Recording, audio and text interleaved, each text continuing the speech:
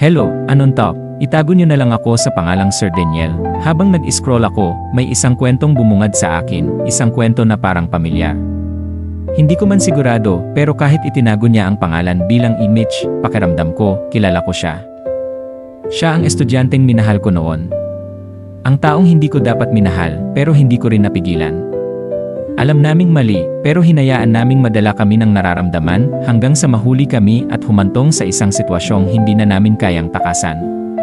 Kaya pinili kong lumayo, hindi dahil hindi ko siya mahal, kundi dahil alam kong iyon ang tamang gawin. Ngayon, may sarili na akong pamilya. Isang buhay na malayo sa lahat ng nangyari noon.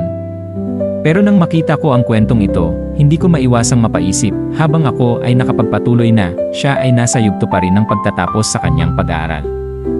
Mitch, kung ikaw man ito, hindi ko alam kung galit ka pa rin sa akin o kung minsan mo rin akong naalala. Pero isang bagay ang sigurado ako, malapit mo nang makamit ang pangarap mo at masaya ako para sa'yo.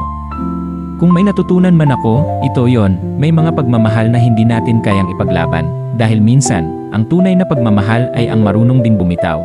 Para sa mga nakaka-relate, sa tingin nyo, tama bang lumayo ako o dapat ko bang nilabanan ang nararamdaman namin ni Mitch? Bigyan natin ng payo ang ating sender sa pamamagitan ng pagkomento sa ibaba. Huwag kalimutang i-follow, i-like, at i-react ang page para sa iba pang kwentong makaka-relate ka. Kung gusto mo rin magbahagi ng sarili mong karanasan, PM mo lang kami, makikinig kami.